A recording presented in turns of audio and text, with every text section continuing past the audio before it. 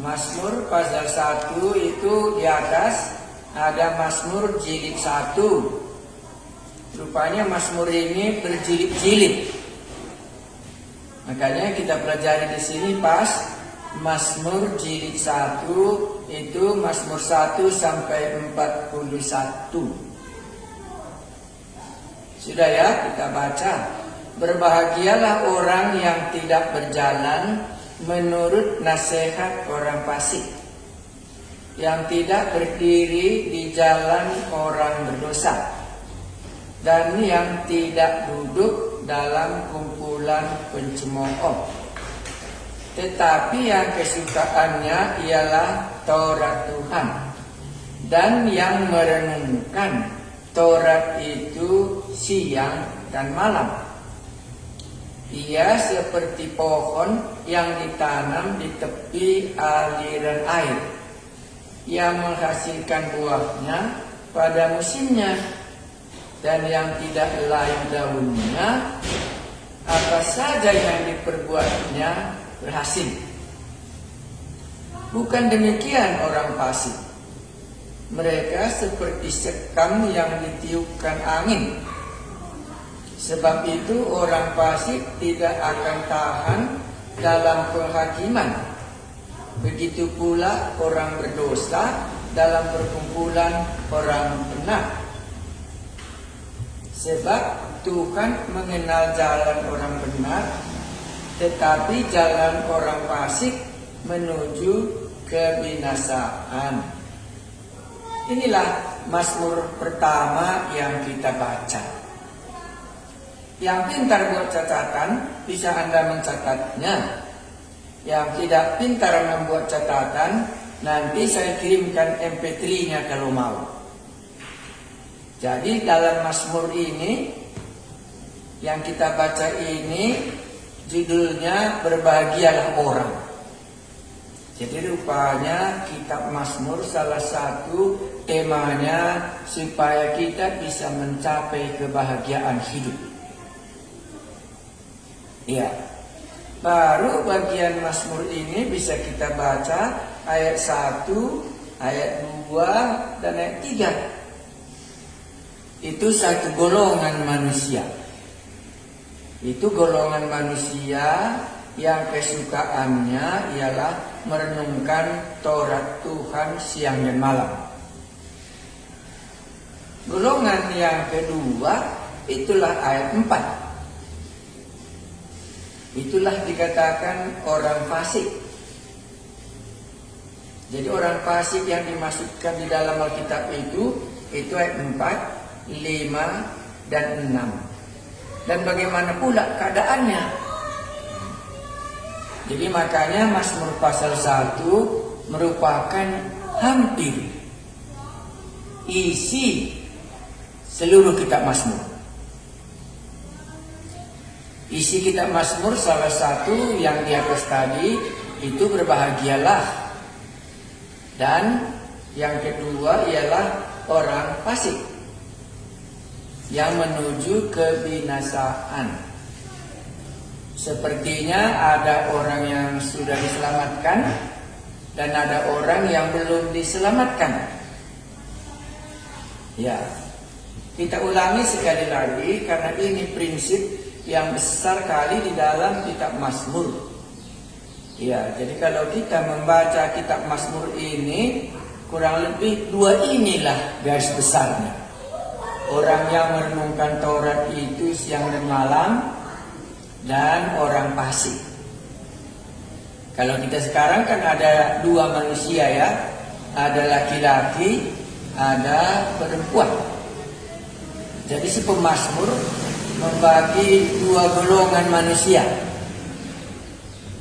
Kalau kita membagi dua golongan, itulah golongan orang laki-laki, baru satu golongan orang perempuan. Kitab Mazmur membagi dua. Ada orang yang Taurat Tuhan kesukaannya, itu hasilnya berbahagia. Ada orang fasik, itu hasilnya menuju kebinasaan.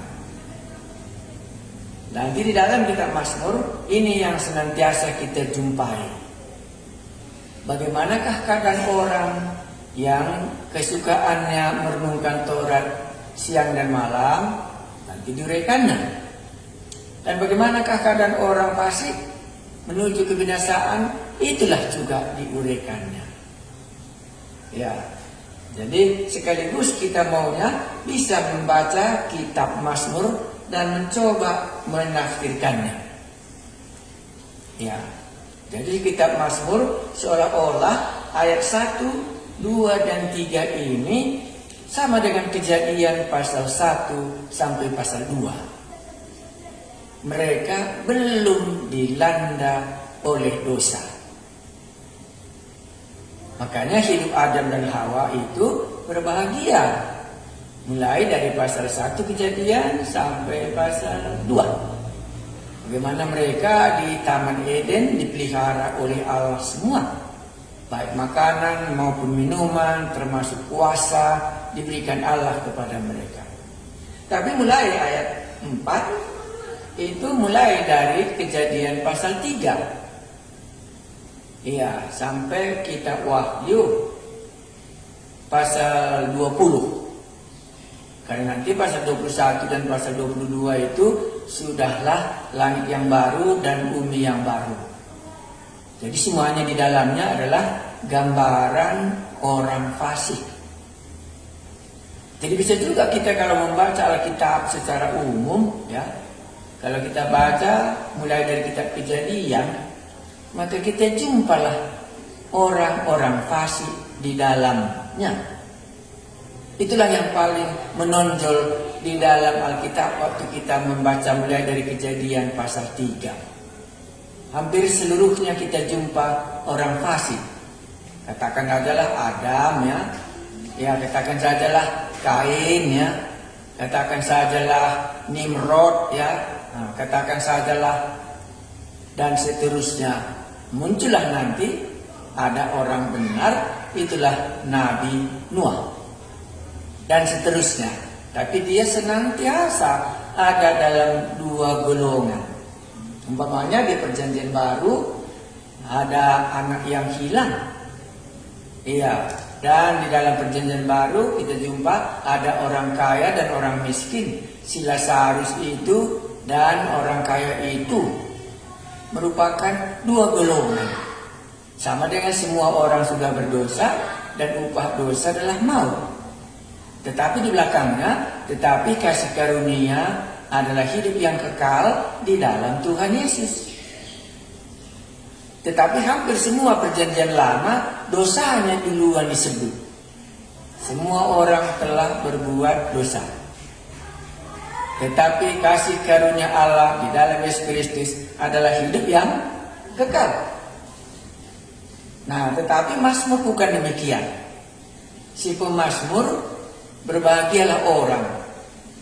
Itu didulukannya. Ya, bukan dosanya duluan. Ya, sebelum berdosanya diungkapkannya dan bagaimana keadaan orang berdosa itu. Ya, itu pemazmur tadi kan. Nah, tetapi di dalam Perjanjian Baru hampir semuanya orang berdosa dulu dan sesudah itu dia bertobat dan bagaimana keadaannya. Tapi si pemazmur dia berbeda. Kebahagiaan dulu dan sesudah itu muncullah kefasikan. Sudah ya, terima kasih banyak. Mari kita eksegese lebih dalam. Mari kita eksegese satu demi satu supaya kita bisa menjelaskannya. Berbahagialah orang yang tidak berjalan menurut nasihat orang fasik. Jadi kalau di sini ada orang yang menasehati, kita langsung ingat ya, ada orang yang menasehati si Adam. Ya, si Adam menerimanya, tetapi di sini dia tidak menerimanya. Berbahagialah orang yang tidak berjalan menurut nasihat orang fasik. Boleh Anda katakan, oh kalau begitu dalam cerita ini dibayangkannya Adam menolak nasihat si iblis itu. Berbahagialah orang yang tidak berjalan menurut nasihat orang fasik.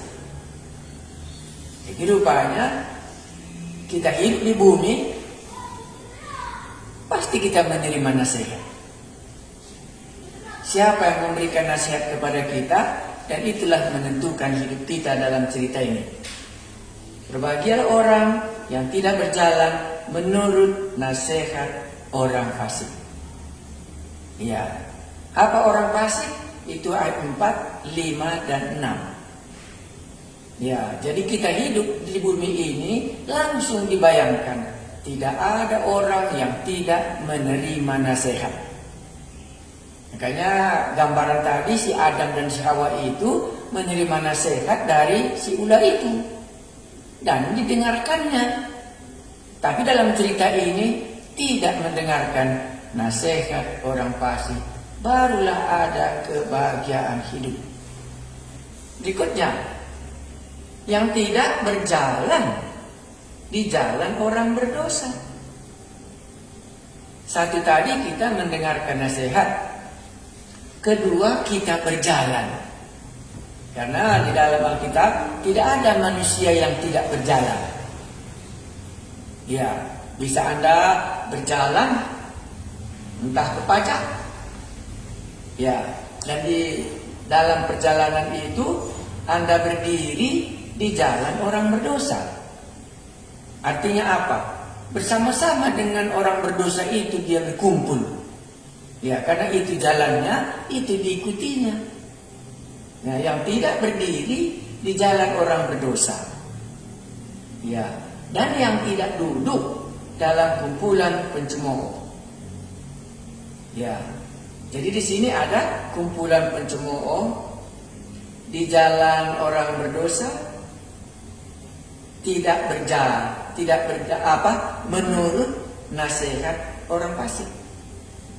Tapi boleh kita garis bawahi satu kata saja. Dia ini tidak menerima baik nasihat maupun berjalan maupun berkumpul dengan orang yang berdosa. Itulah yang mau dijelaskan ayat 1. Inilah orang yang berbahagia. Jadi kita boleh bertanya, kenapa? Apa alasannya? Dan kenapa juga kita tidak berbahagia kalau kita berkumpul dengan orang-orang yang berdosa? Kalau kita kumpul dengan orang pencemooh, dengan kita berdiri di jalan orang berdosa, atau dengan mendengarkan nasihat orang fasik. Ya. Baik. Ayat 2.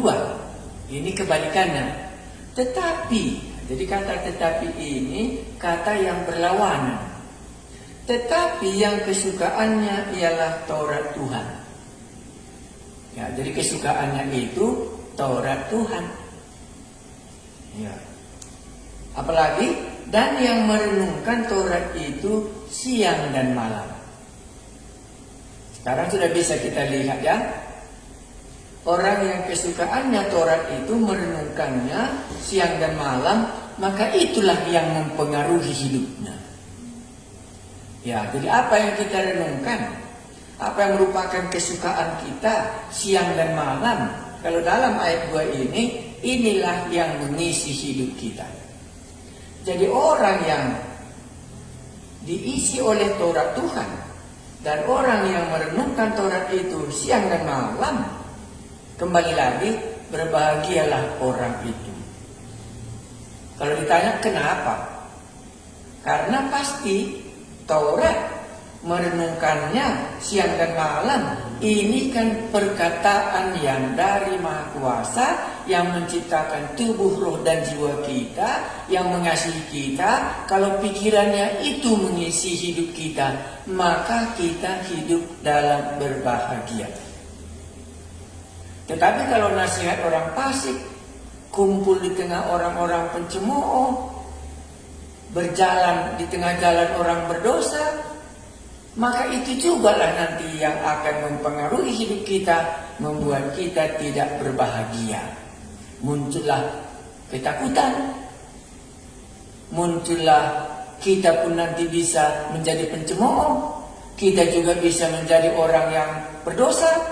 Nah, makanya tidak menemukan kebahagiaan karena orang fasik itu tidak ada kebahagiaan di dalam dia, dan apa yang diberikannya kepada kita itu tidak mungkin. Nah, jadi sumber orang fasik dan sumber dari Taurat Tuhan itu menentukan bagaimana kita bisa hidup berbahagia. Ya, jadi kalau ditanya orang, kenapakah kalau kita merenungkan Taurat Tuhan siang dan malam, dan yang kesukaan kita mendengarkan firman Tuhan, kenapa Alkitab ini berani berkata, berbahagialah kamu? Pasti kita katakan, kalau makanan, kita bayangkan saja adalah makanan. Kalau makanan yang berasal dari yang baik, kalau itu kita makan, kan tambah gizinya, dan memberi kesehatan, dan memberikan kesukaan. Tapi kalau kita makan makanan yang sudah busuk, yang sudah banyak lalat hingga di situ, sudah ada kuman-kuman di dalamnya, dan itu kita makan, maka kita akan berkata, oh itu tidak mendatangkan kesukaan di dalam perutku. Sama. Kalau kita merenungkan Taurat siang dan malam, maka jiwa kita pun akan mengalami kebahagiaan. Baik, yang ketiga, ia seperti pohon. Jadi ia yang mana? Yang ayat 1 dan ayat 2. Ia seperti pohon yang ditanam di tepi aliran air. Memang benar, karena Taurat itu kan seperti aliran air yang membuat jiwa kita berbahagia. Karena inilah makanan rohani, karena dari sanalah datangnya firman Tuhan, dari sanalah hidup kita. Maka hendaklah kamu menjadi seperti bayi yang baru lahir, yang merindukan firman Tuhan supaya kamu bisa bertumbuh. Ia seperti pohon. Jadi dari satu sisi, hidup manusia ini dibayangkan seperti pohon. Dan kalau pohon dia butuh, apa yang bisa diterimanya? Kalau pohon ditanam, ia seperti pohon yang ditanam di tepi aliran air. Nah, baru dikatakannya yang menghasilkan buahnya pada musimnya.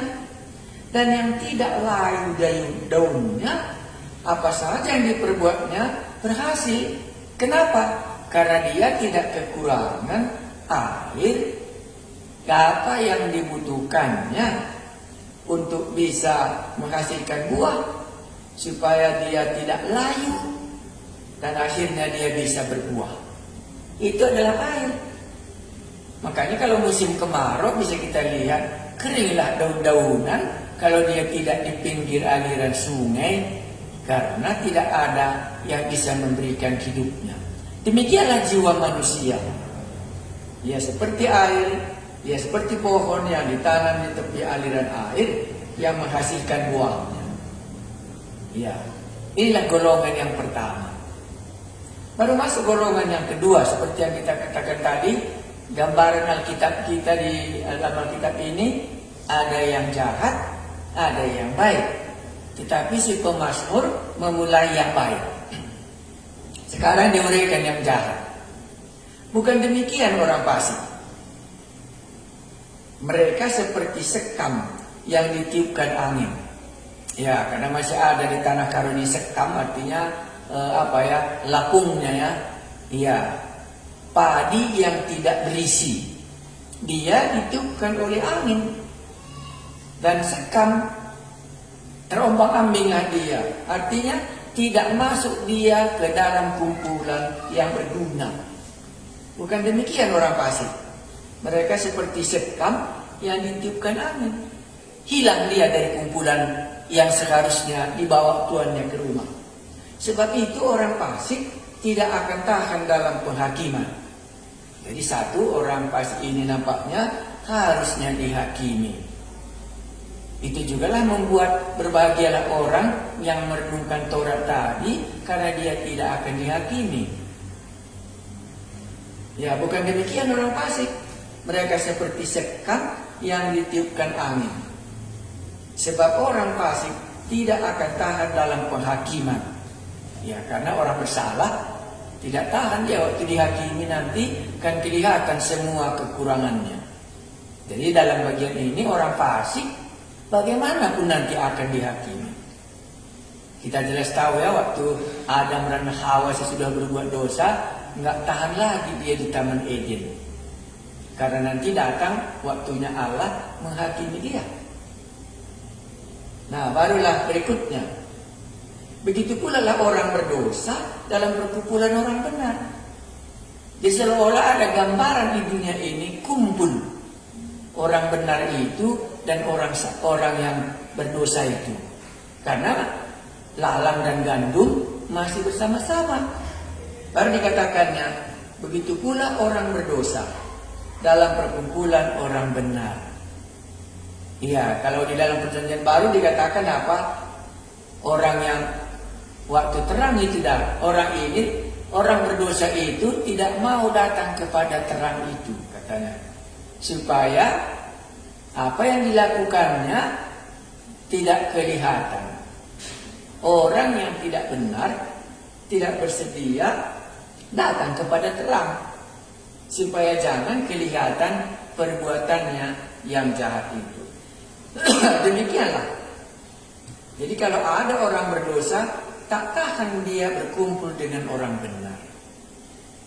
Jadi kalau pengalaman hidup kita, pasti kita akan lihat sejenis yang bisa kumpul.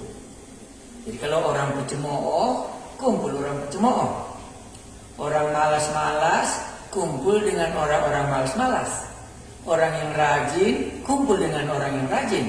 Orang yang benar, kumpul dengan orang yang benar, karena dia menceritakan yang benar. Orang berdosa, kumpul juga dengan orang berdosa, itu juga menceritakannya. Seolah-olah pemazmur ini sudah seolah-olah bernubuat. Apa artinya bernubuat? Orang berdosa tidak akan tahan dalam perkumpulan orang benar.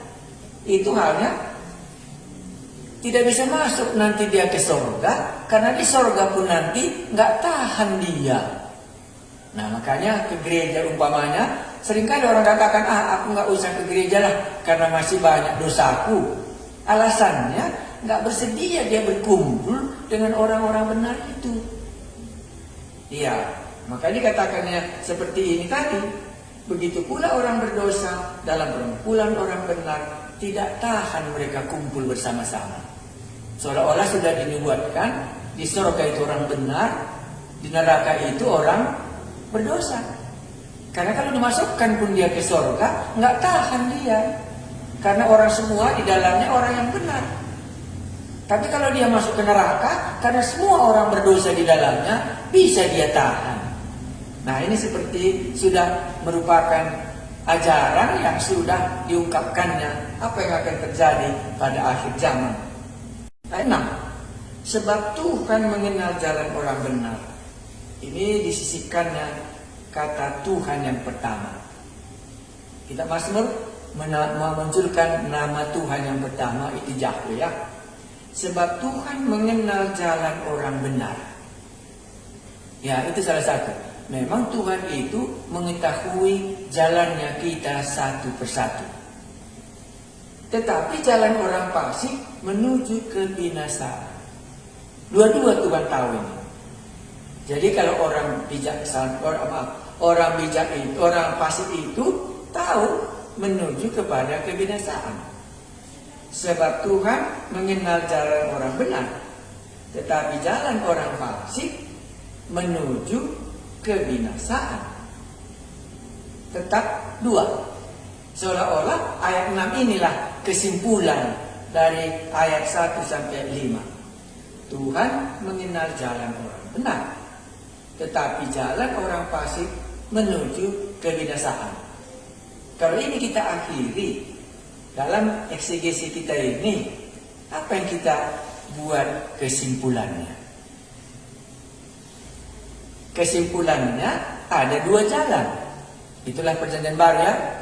Ada jalan yang besar, ada jalan yang kecil. Ada jalan menuju kebinasaan, ada jalan menuju kepada hidup yang kekal. Dan manusia akan memilih yang mana yang dia mau. Tetapi demikiankah di dalam kitab Mazmur? Karena kita kan belajar kitab Mazmur. Maka di kitab Mazmur, kalau sering kita katakan kitab Mazmur itu adalah kitab merupakan puji-pujian. Ya, kalau kita sekarang kebaktian, kan kita juga punya buku puji-pujiannya. Itu kita bikin namanya apa? Mari Memuji Yesus. Ini kan buku puji-pujian kita. Ya, jadi kalau buku orang Israel, bukan Mari Memuji Yesus buku mereka, tapi buku mereka namanya buku Mazmur. Itu maka sebagian gereja ada buku Mazmur, buku nyanyian mereka. Ikutkannya buku Mazmur di dalam buku nyanyiannya itu, karena buku Mazmur ini adalah merupakan buku nyanyian orang Israel di Bait Allah. Apakah di Yerusalem, apakah di mana saja mereka, itulah isinya kitab Mazmur. Sudah ya?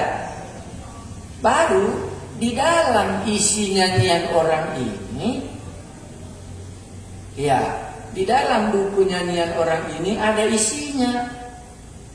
Kalau yang kita baca Mazmur pasal 1 tadi, isi nyanyian mereka ini merupakan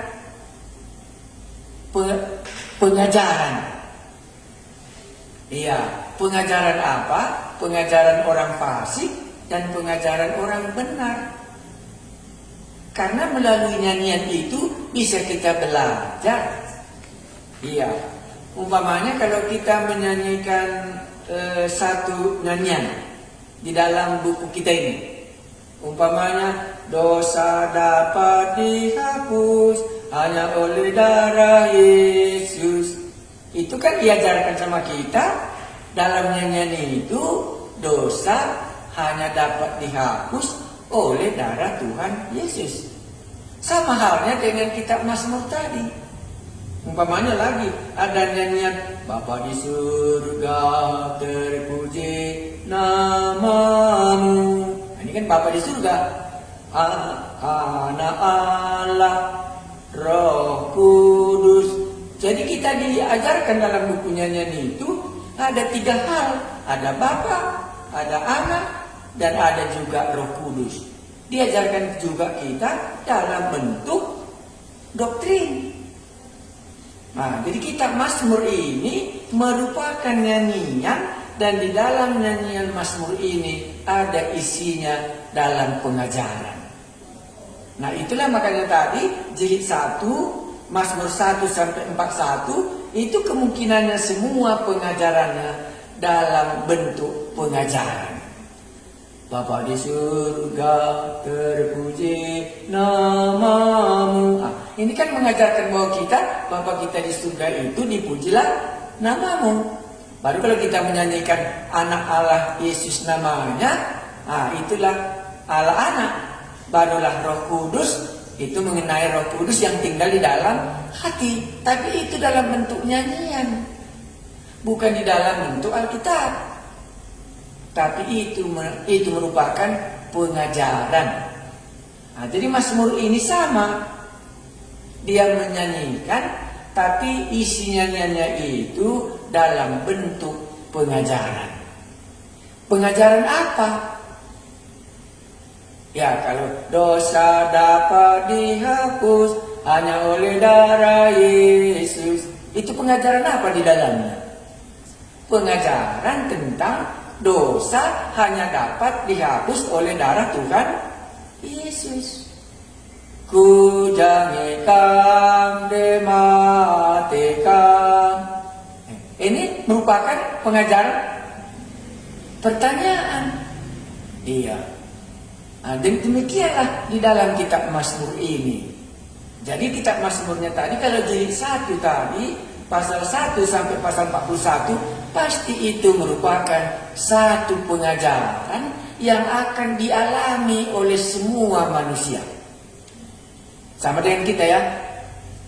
Sama, dosa dapat dihapus hanya oleh darah Yesus. Pasti karena hanya di dalam nama Yesus dosa dapat diampuni. Nah, dalam hal ini juga sama. Berbahagialah orang. Cuma ini kuncinya. Berbahagialah orang yang tidak berjalan menurut nasihat orang fasik. Berbahagialah orang yang kesukaannya merenungkan Taurat Tuhan. Berbahagialah orang yang tidak duduk dan bersama dengan pencemooh. Ia akan seperti pohon ditanam di tepi aliran. Bukanlah demikian orang fasik. Nah, kan ini pengajaran. Jadi waktu mereka menyanyikannya, masuk pengajaran itu ke dalam hidup mereka. Apalagi mereka begitu mengetahui Taurat. Barang siapa yang mentaati Taurat, maka dia akan berbahagia. Hidupnya akan berhasil. Tapi barang siapa yang melanggar Taurat, maka dia akan kena kutuk dan kena murka Allah. Itu nyata bagi mereka. Karena bagi kita pun nyata juga nih sampai hari ini. Ya, kalau kau makan buah ini kau akan mati, dan itulah Taurat. Dan waktu mereka melawan Taurat itu, maka terjadilah kematian. Jadi boleh kita katakan, oh kalau gitu buku Mazmur ini diajarkan dalam bentuk nyanyian di gereja. Kitab Mazmur ini diajarkan di rumah ibadat orang Israel. Tetapi ada juga khotbah ya, jangan lupa ya. Jadi jangan nanti kita, kalau begitu apakah khotbah tidak perlu lagi kalau sudah ada kitab Mazmur? Perlu. Nah, ini hanya membuat supaya firman Tuhan tadi bisa diajarkan dalam bentuk khotbah, dalam bentuk kesaksian, dalam bentuk pengajaran, dalam bentuk nyanyian. Makanya Mazmur pasal 1 tadi itu adalah merupakan pelajaran yang diajarkan antara orang fasik dan orang yang kesukaannya merenungkan Taurat Tuhan. Ada hasilnya. Ada yang berbahagia, ada yang hasilnya menuju kebinasaan. Jadi kalau kita ringkaskan Mazmur pasal 1 ini, nggak ada bedanya dengan Kejadian pasal 3. Kalau kau makan buah ini, engkau akan mati. Iya. Dan begitu dia melanggar apa yang dilarang oleh Tuhan, dimakannya, maka terjadilah kebinasaan. Itulah sebabnya ayat 6 diakhiri dengan kata itu. Sebab Tuhan mengenal jalan orang benar, tetapi jalan orang fasik menuju kebinasaan. Makanya tidak salah kalau kita tadi membaca kitab Mazmur ini, dimulainya dari kitab Kejadian, kebahagiaan dulu, baru diakhiri dengan kebinasaan. Jadi nanti di dalam perjanjian baru itu berbeda. Karena semua orang telah berbuat dosa, dan upah dosa adalah maut. Itulah keadaan binasa. Tetapi kasih karunia Allah di dalam Yesus Kristus ialah hidup yang kekal. Ini perbedaannya. Kalau perjanjian lama dimulai dengan kebahagiaan, diakhiri dengan durhaka, diakhiri dengan penderitaan dan kekecewaan.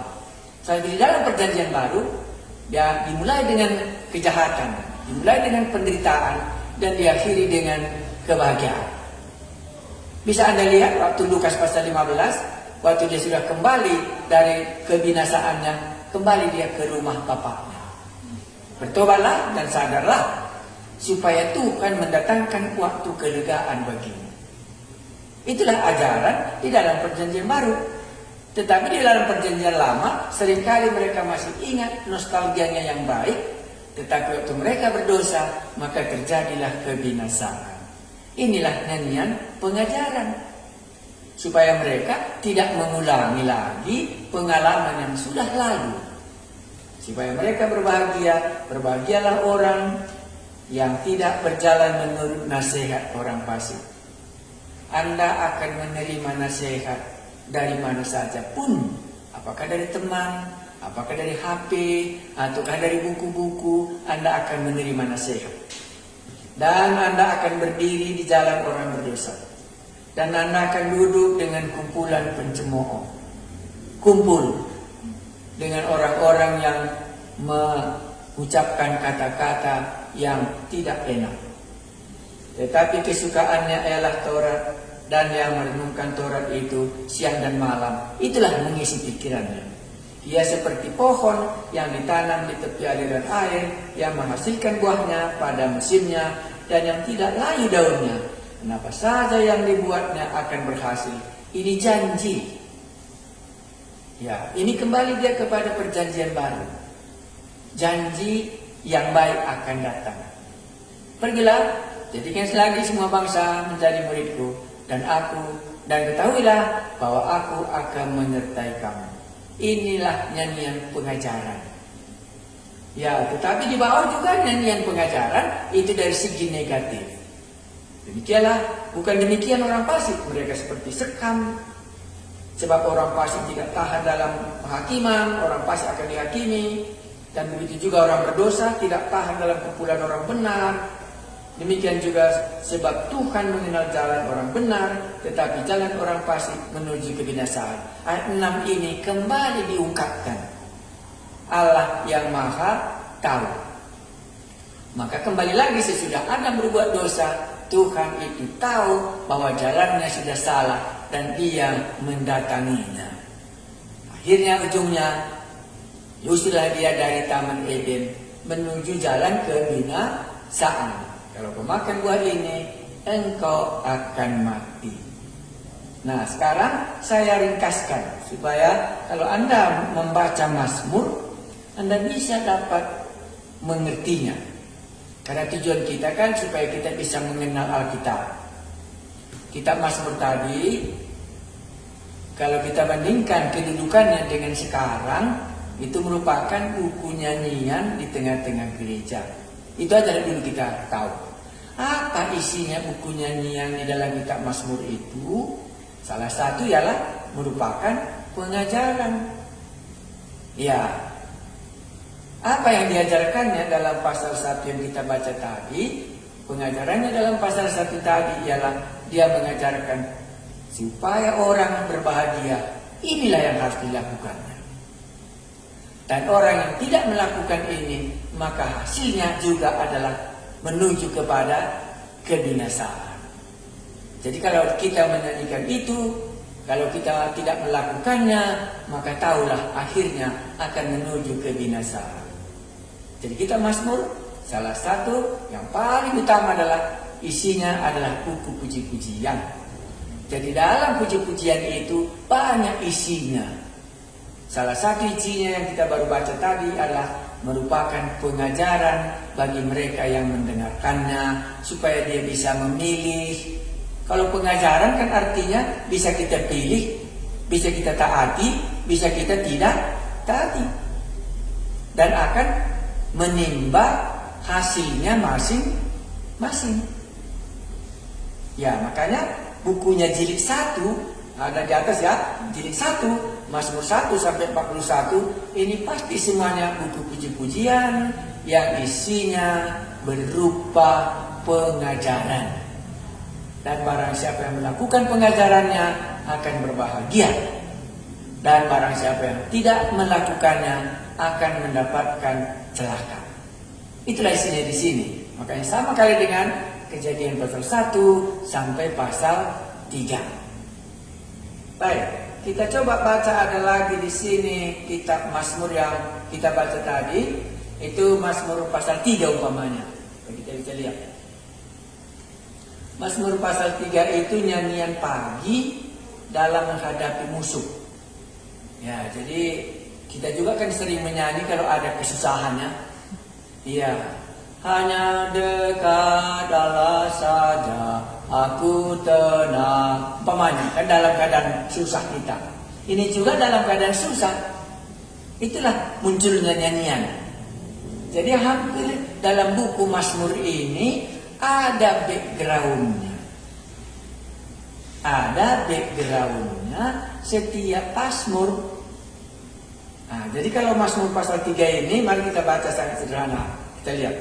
Ya Tuhan, betapa banyaknya lawanku. Banyak orang yang bangkit menerang aku. Banyak orang yang berkata tentang aku. Baginya tidak ada pertolongan daripada Allah.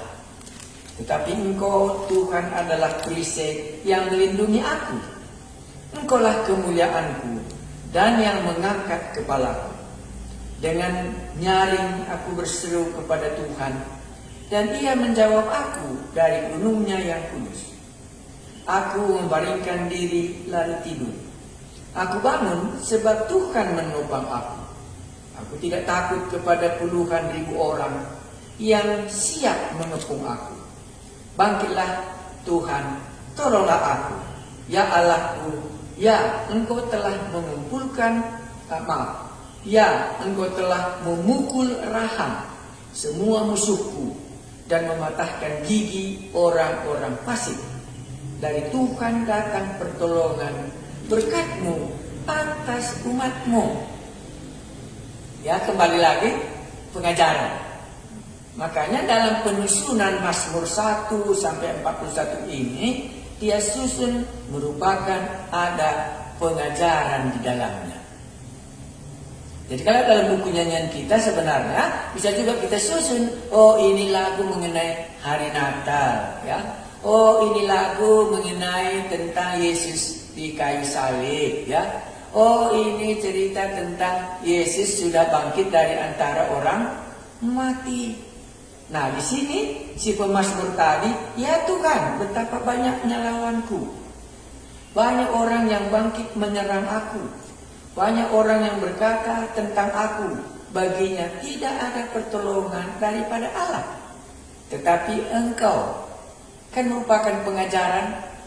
Ayat 1, ayat 2 dan 3 tadi menyatakan keadaannya seolah-olah orang berkata, di manakah Allahmu? Allahmu telah meninggalkan engkau. Tetapi Engkau Tuhan adalah perisai yang melindungi aku. Nah, sini kita berhenti sebentar.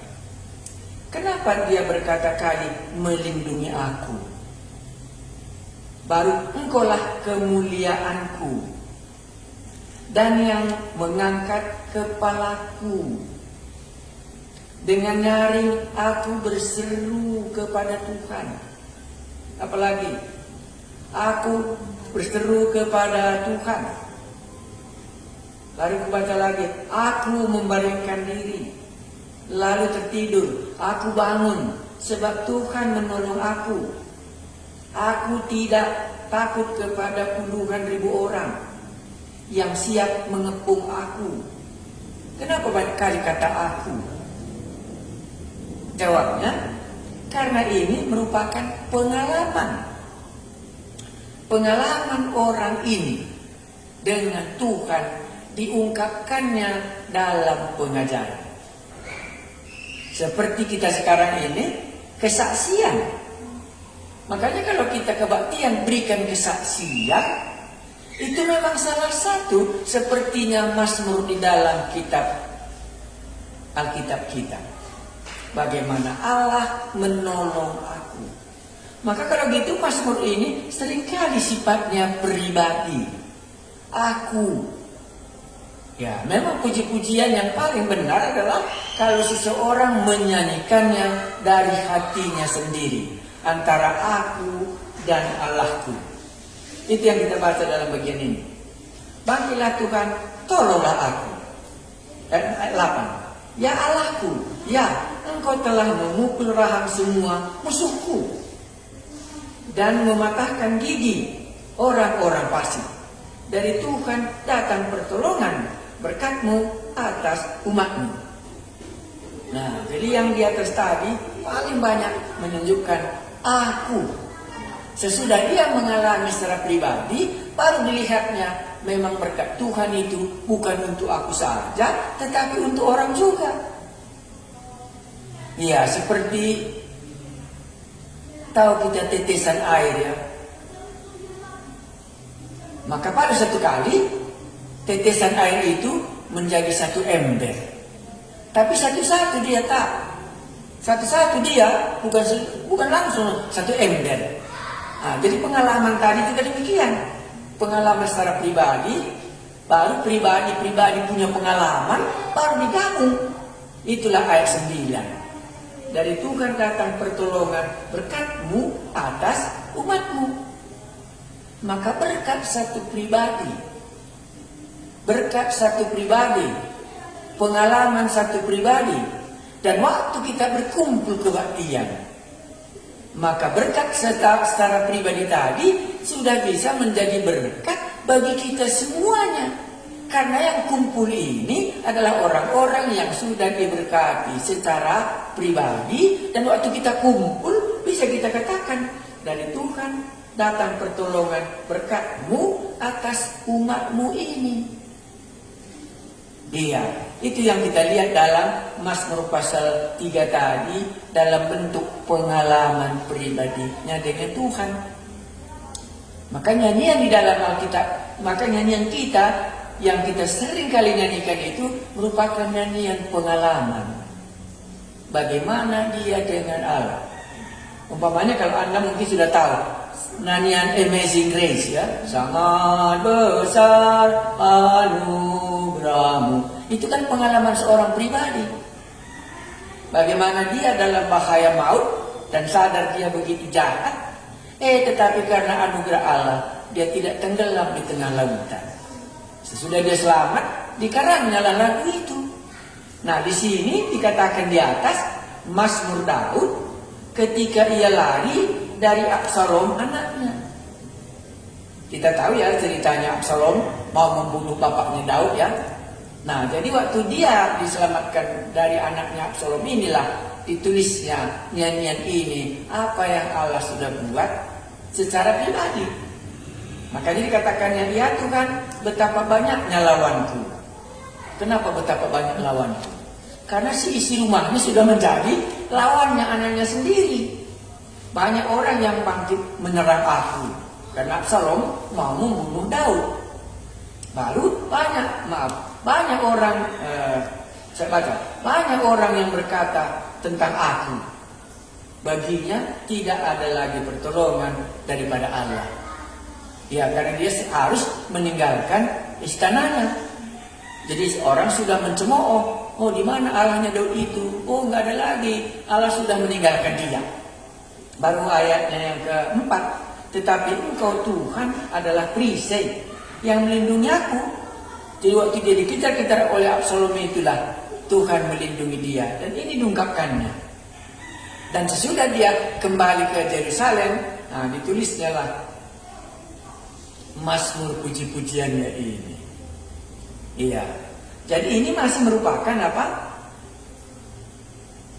Pengajaran bagaimana Allah memelihara hidupnya. Jadi kalau kita mau lebih dalam sedikit, bisa kita lihat. Ini latar belakangnya. Anda bisa lihat di bawah Alkitabnya. Ada footnote di belakangnya. Footnote di belakangnya Mazmur 3 ayat 1 itu dikutip dari 2 Samuel pasal 15 ayat 13 sampai pasal 17 ayat 20. Ya, inilah pengalaman Raja Daud dituliskan. Nah, jadi cerita historinya, latar belakang Mazmur pasal 3 ini ada di 2 Samuel pasal 15. Jadi kalau kita baca cerita 2 Samuel pasal 15, taulah kita cerita ini. Waktu dia katakan, aku membaringkan diriku lalu tertidur, aku bangun sebab Tuhan menopang aku. Aku tidak takut kepada puluhan ribu orang yang siap mengepung aku. Di mana dia dikepung, nanti diceritakan dalam 2 Samuel itu. Ya, kemungkinan dia dikepung ini di dalam gunung gua itu. Ya, barulah dikatakan, bangkitlah Tuhan, tolonglah aku, ya Allahku. Ya, engkau telah memukul rahang semua musuhku dan mematahkan gigi orang-orang fasik. Dari Tuhan datang pertolongan. Ini yang kita lihat bagaimana Tuhan menolong Daud lepas dari Absalom. Jadi ini merupakan kesaksiannya bagaimana dia lepas dari musuh itu. Sesudah ini terjadi, diungkapkannya lah kembali. Jadi bisa juga Anda berkata, kalau begitu banyak kali lah kitab Mazmur ini merupakan nostalgia. Nostalgia pengalaman masa yang lalu dan sekarang diungkapkan dalam bentuk nyanyian. Dan isi nyanyian itu bagaimana Tuhan menolong dia, supaya orang yang menyanyikannya juga bisa merasakan bagaimana Tuhan menolong dia secara pribadi. Ya, itulah Mazmur jilid 1 ayat 1 sampai 41. Merupakan pengalaman pribadi. Di dalam semua pengalamannya dan Tuhan menolongnya. Ya, hanya nanti kemungkinannya kalau kita lebih dalam belajar, tidak semua latar belakangnya ditulis. Alasannya kenapa latar belakangnya semua tidak ditulis? Karena tidak tahu kapan cerita ini terjadi. Karena cerita kitab Mazmur ini itu kemungkinannya mulai dari Keluaran pasal 15. Jauh ya. Mulai Keluaran pasal 15 Mazmur-Mazmur itu. Kalau Keluaran pasal 15 Anda bisa bayangkan isi masih dalam kitab Kejadian. Ya, nanti mungkin sampai kitab Ezra. Karena Ezra lah nanti yang paling ahli di dalam Taurat sesudah pembuangan dari Babylon. Jadi latar belakang kitab Mazmur begitu panjang historinya. Ya, walaupun nanti yang paling banyak kemungkinannya latar belakangnya adalah pengalaman Raja Daud, karena dialah yang mendirikan Bait Allah, dan di dalam dialah nyanyian ini kebanyakan diungkapkan, karena sudah mulai berdiri rencana mereka mendirikan Bait Allah itu. Ya, baru nanti Salomo dan sebagian nanti sesudah pembuangan dari Babylon. Jadi dikumpulkanlah nyanyian-nyanyian ini. Ya, jadi hari ini kita sudah belajar kitab Mazmur ini merupakan puji-pujian. Itulah jilid 1. Apa isinya? Merupakan satu pengajaran. Merupakan satu kesaksian pengalaman pribadi. Ya, dan merupakan akhir hidup orang yang fasik dan akhir hidup orang yang menuruti Taurat. Ya, bisakah sampai di sini kita dulu? Kalau ada yang kurang jelas, boleh kita bertanya. Inilah dulu sebentar kita mempelajari kitab Mazmur. Jadi kitab Mazmur ini kalau kita lihat yang pertama tadi merupakan pengajaran. Isinya mengenai teologianya tadi pasal 1 itu jumpa kita sebab Tuhan mengenal jalan orang benar. Makanya di sini Tuhan itu adalah secara pribadi. Itulah Yahweh. Maka dalam pasal 2 tadi, pasal 3 hampir kita jumpa semua kata Tuhan. Iya. Itu hampir kita semua jumpa sama Tuhan. Karena Daud yang sudah diurapi tadi memiliki hubungan. Tuhan itulah juru selamatku. Ya, itu teologianya kitab Mazmur. Ya, jadi kalau kita sekarang mungkin teologi kita kalau kita bernyanyi adalah dosa dapat dihapus hanya oleh darah Yesus. Maka teologi tentang pengampunan dosa, tentang teologi itulah yang Anda ungkapkan. Bahwa dosa saudara diampuni bukan dengan korban-korban yang ada di Bait Allah, tapi oleh darah Tuhan Yesus sendiri. Baru Anda mungkin menyanyikan Roh Kudus tinggal di dalam hati, bukan lagi di Bait Allah di Yerusalem. Itulah teologianya, bahwa Roh Kudus diam di dalam hati kita. Ya, makanya kitab Mazmur ini bisa kita lihat secara teologianya juga semakin berkembang. Sama dengan nyanyian kita juga akan berkembang. Mula-mula dosa dapat diampuni, nanti maju lagi kita. Laskar Kristen maju. Nah, itu mulai ceritanya tentang orang yang mengabarkan Injil. Karena dia sudah diselamatkan dan dia mau untuk maju memberitakan Injil. Keluarlah nyanyian itu juga. Ya, demikian juga lah nanti mengenai gereja. Tidak tahukah kamu bahwa kamu adalah Bait Allah? Nah, itu mengenai teologi gerejanya juga disebutkan di situ. Nah, demikianlah kitab Mazmur. Setiap pasal kita akan jumpa tentang teologi yang dia mau ajarkan dalam nyanyiannya itu. Jadi dari kitab Mazmur ini kita bisa tertolong waktu kita memuji Tuhan. Iya, umpamanya Anda mau memilih satu nyanyian, bisa kita mengerti umpamanya tak ada kuasa lain yang mengalahkannya. Nah, maka teologi Anda di situ mengenai Allah yang maha kuasa. Nah, jadi waktu kita menyanyi bisa menolong. Jadi kita, dengan belajarnya kitab Mazmur, kita membuka kitab Mari Memuji Yesus, bisa kita menikmatinya. Oh, ini rupanya maka nyanyian ini dibuat demikian. Karena ini yang diajarkan di dalam bagiannya. Dan aku yang sudah mengalami pribadi hubunganku dengan dia, kunyanyikan ini merupakan pengungkapan imanku sendiri. Iya. Baik, kita ulang-ulangi supaya Anda tidak lupa kalau membaca kitab Mazmur ini. Makanya tadi saya sudah mulai ayat 3. Saya mulai pasal 3 sekali lagi, lalu kita akan akhiri. Ya Tuhan, betapa banyaknya lawanku. Jadi dia melaporkan pengalamannya secara pribadi, lawanku. Padahal bukan Daud sendiri yang dikejar orang itu kan, banyaknya kawannya, tapi dia sendiri. Baru dikatakannya banyak orang yang bangkit menyerang aku karena dia sendirian rasanya. Banyak orang yang berkata kepada aku, banyak orang yang berkata tentang aku. Baru yang 4, tetapi Engkau ya Tuhan adalah perisai yang melindungi aku. Nah, jadi ini Mazmur secara pribadi pengalamannya dengan Tuhan. Maka kalau Anda punya pengalaman dengan Tuhan, Anda bisa sebenarnya membuat mazmur atau nyanyian yang Anda mau sampaikan. Baru disambungnya apa lagi? Engkaulah kemuliaanku dan yang mengangkat kepalaku. Jadi punya pengalaman kali dia. Seperti Lazarus, bangkitlah. Punya pengalaman kali Lazarus bahwa Yesus yang membangkitkan dia. Ya, pemuda Nain, berjalanlah, katanya. Perempuan pendarahan, sembuhlah penyakitmu, katanya. Punya pengalaman dengan pribadi. Jadi di dalam perjanjian lama pun sudah banyak orang memiliki pengalaman dengan Tuhan secara pribadi. Demikian juga secara pribadi dalam perjanjian baru.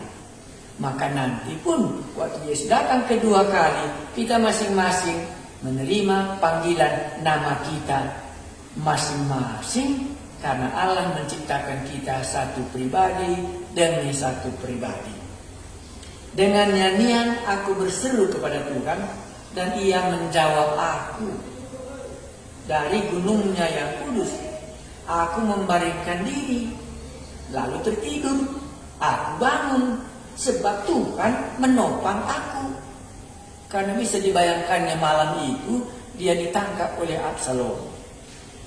Makanya kalau kita malam, bisa juga kita berdoa, Tuhan yang membaringkan aku. Ya terima kasih Tuhan. Tuhan juga rupanya yang membangunkannya. Karena kan kita nggak tahu waktu kita tidur. Ya waktu kita kena tidur, umpamanya kita kena COVID, kan bisa besoknya kita nggak bangun lagi. Ini pengalaman pribadi kali. Jadi boleh kita ungkapkan dalam diri kita, begitu dekatnya pengalamannya dengan Allah. Waktu tidur pun dia tahu. Iya kan begitu di sini ya. Aku membaringkan diri, lalu tidur. Aku bangun, sebab Tuhan menopang aku. Kan bagus ya? Jadi itulah membuat kita tidak takut tidur. Karena banyak orang takut kalau tidur nanti dia besok bisa lupa dia bernapas, nggak bangun lagi. Jadi dia punya pengalaman waktu tidur, mati nanti aku nggak bisa lagi bangun pikirnya. Waktu dia bangun dituliskannya lah ini. Aku tidak takut kepada puluhan ribu orang yang siap mengepung aku. Bangkitlah Tuhan, tolonglah aku. Ya Allahku, ya Engkau telah memukul rahang semua musuhku dan mematahkan gigi orang-orang fasik. Dari Tuhan datang pertolongan. Berkat-Mu atas umat-Mu, ini sudah untuk semua jemaat. Ya, sampai di sini kita belajar Mazmur ini dulu. Ya, jadi kalau Anda baca ke belakang, kita kan nggak terlalu berat kalau belajar ya, karena memang kesukaan kita lah. Apa katanya tadi? Kesukaannya adalah Taurat Tuhan. Jadi Anda bisa membaca ke belakang dengan prinsip yang kita sudah pelajari ini. Anda bisa menafsirkan kitab Mazmur. Ini Mazmurnya tentang apa ya? Oh, ini Mazmurnya tentang pengalamannya, pengalaman Raja Daud dalam waktu dia dikejar oleh anaknya Absalom.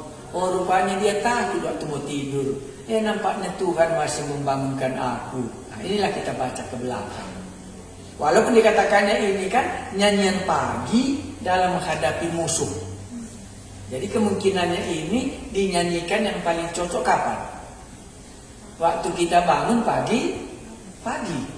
Kalau Anda bisa membuat musiknya, ya Anda bisa membuat musiknya, musik yang waktu pagi-pagi. Ya, jadi nanti ada juga doa pada nyanyian pada waktu pagi. Ada juga doa pada waktu malam. Karena itu semua merupakan ungkapan pengalaman pribadinya, hubungannya dengan Tuhan, yang isinya jangan lupa dalam bentuk pengajaran. Dan yang sudah dia alami. Maka kita tersinggung dalam kesaksiannya bagaimana Tuhan, aku. Dia tidak pakai kami, karena dia sendiri yang mengalami perbuatan Tuhan itu. Maka si pemazmur banyak kali nanti Anda bisa buka pengalamannya secara pribadi.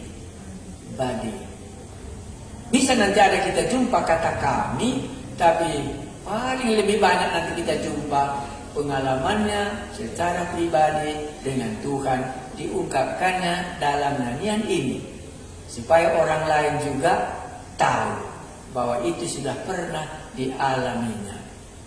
Untuk itu, bolehkah Anda nanti membacanya? Oh, terlalu jauh ya, karena ini baru pertama kita belajar. Jadi belum saya suruh Anda membaca Mazmur 51. Karena Mazmur 51 itu kan pengajaran pengalaman pribadi Raja Daud. Tapi itu belum, karena kita baru pasal 1 ini jilid pertama kita pelajari. Jadi cara menafsirkannya demikian. Ya, jadi apa isinya kitab Mazmur? Ya, merupakan puji-pujian. Bisa juga merupakan doa. Tapi hampir itu semuanya yang sudah dia alami. Dan sesudah itu sekarang dia ungkapkan. Maka boleh Anda katakan, oh Mazmur ini merupakan satu kesaksian.